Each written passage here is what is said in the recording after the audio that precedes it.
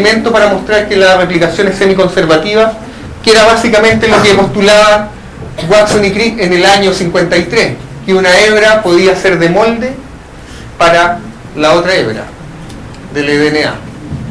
¿Cómo se replica el DNA? El DNA se replica en esta estructura que lo llaman tenedor de réplica. Esto está traducido del inglés. En esta estructura participan varias proteínas. Lo primero que tiene que suceder para que haya replicación es que aparezca una proteína que separe la doble hélice, que trabaja ahí, que es una helicasa, que lo que hace es abrir la molécula de DNA para empezar a poder mostrar un molde para las nuevas moléculas que se va a sintetizar. Después aparece otra enzima que sintetiza algo clave que está ahí, está marcado ahí, que es la primasa. La primasa es una ARN polimerasa. ¿Qué es lo que hace la primasa? Sintetiza lo que se llama prímero partidor. El prímero partidor es una molécula corta que está aquí marcada en color rojo, que es de ácido ribonucleico, que le da como una semilla para iniciar la síntesis. Uno no puede hacer síntesis de DNA si no tiene un partidor. Y de hecho, cuando uno hace síntesis in vitro tiene que poner el partidor. Se fabrican, no son caros. Vale prácticamente como 500 pesos cada base de partidor, y uno lo puede hacer del largo que quiera dependiendo del dinero que queda. Puede mandarlo a sintetizar. Después, como esto ya se abrió, aparecen proteínas que se llaman desestabilizadoras de hélice. Lo que hacen es mantener este DNA como hebra simple, que no se vuelva a enrollar. Después aparece, a medida que va avanzando la réplica, aparece una enzima que es una DNA girasa, que lo que tiene que ir girando el DNA para irlo abriendo, ¿ya? Se llaman toposomerasa o DNA girasa. Hay varias, hay varios tipos, permite que se abra el DNA.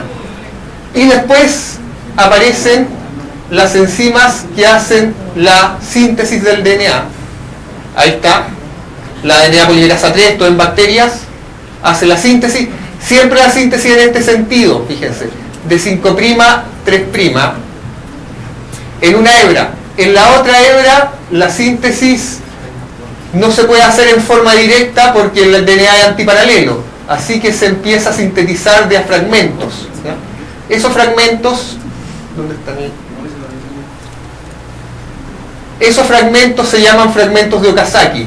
O sea, hay una hebra que se llama la hebra líder, que se sintetiza de una sola vez, y la otra hebra, que se llama hebra retrasada, se sintetiza de a fragmentos, y finalmente estos fragmentos son unidos por una enzima que se llama DNA ligasa, ¿ya? La DNA polimerasa 1 lo que hace es eliminar después el partidor aquí cuando se hace la síntesis de DNA. Para que esto les quede claro, les voy a mostrar otro video donde se ve esquemáticamente cómo funciona la síntesis. En realidad hay dos videos. Y uno de estos videos es este debe ser, no, fuera, este. Entonces tenemos las dos hebras del DNA, la hebra líder y la hebra retrasada. Aquí se ha sintetizado los partidores. Aquí hay uno de estos fragmentos de Okazaki. Esta es la otra enzima, que son dos moléculas que están unidas, y están los nucleótidos libres. Va sintetizando la hebra líder de una sola vez, en sentido 5' 3' en la síntesis.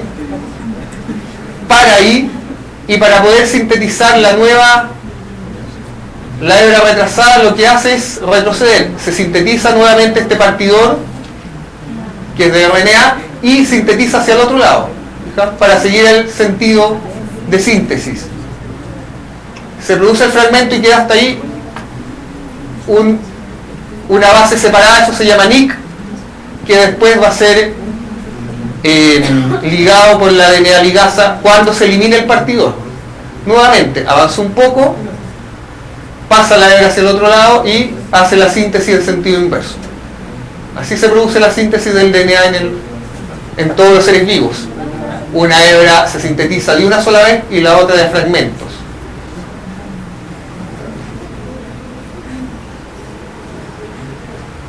Y la última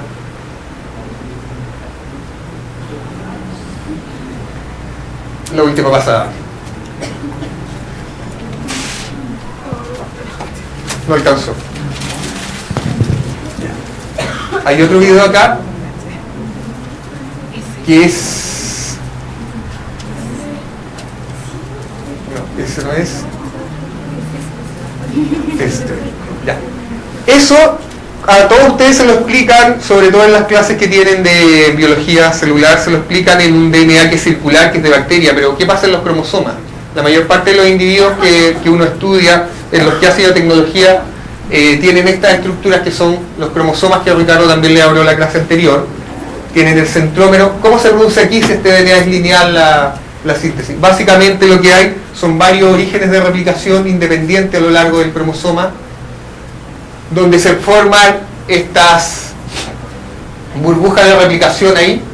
Cada cromosoma tiene varios orígenes y empieza la síntesis hacia los lados, con los fragmentos, distintos orígenes de replicación y con los fragmentos de Okazaki que se van produciendo en distintos sentidos. Ahí están indicados. Entonces en el cromosoma lo que sucede es que no hay un solo origen de replicación como ocurre en las bacterias del DNA, sino que hay varios orígenes hasta que se completa la síntesis de DNA del cromosoma. Este es un cromosoma, acuérdense, ya lo vamos a ver, que tiene otras proteínas unidas, no es tan simple la replicación, y después se separa el cromosoma en dos y se forman las cromátidas hermanas que le hablaron en la clase anterior a nivel del centrómero.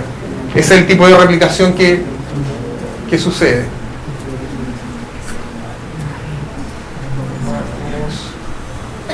Vamos aquí. ¿Cómo es un gen en realidad en los eucariontes? Este es un gen, un esquema de un gen típico con la transcripción. En realidad un gen tiene varias cosas. Hay una región codificante que la mayoría de ustedes sabrán tiene secuencias que se traducen, que se llaman exones y que van a formar parte donde está el mensaje para codificar una determinada proteína o polipéptido, y hay secuencias que no se traducen, que se llaman intrones, que por un proceso de maduración son eliminadas.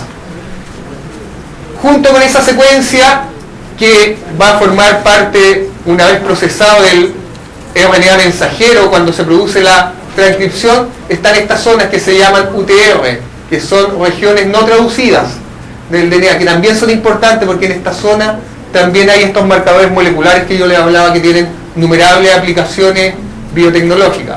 Hay un UTR5' y hay un UTR3'. UTR significa región no traducida. Antes de estos UTR hay señales para cercano a esta región promotora donde se une la molécula que reconoce, que va a hacer, digamos, la traducción, la transcripción, que reconoce la zona donde empieza la región codificante, que es el promotor. Y mucho antes de este promotor, dice el lenguaje río arriba del promotor, también hay estas secuencias que se llaman enhancer, que también participan en el reconocimiento de la región promotora. Entonces, todo esto está en un gen típico. Después viene el proceso de transcripción, donde el DNA madura, lo vamos a ver también con detalle en unos videos que también lo muestran un poco más en cinética, donde el DNA aquí todavía tiene los intrones, se le pegó una cola de adeninas, se llama poli-A, esa cola de adeninas permite estabilizar el DNA y también participa activamente ya en la traducción. Esa cola se mantiene y se le pega aquí una caperuza que es de 7-metilguanosina, que también es importante para la replicación del DNA.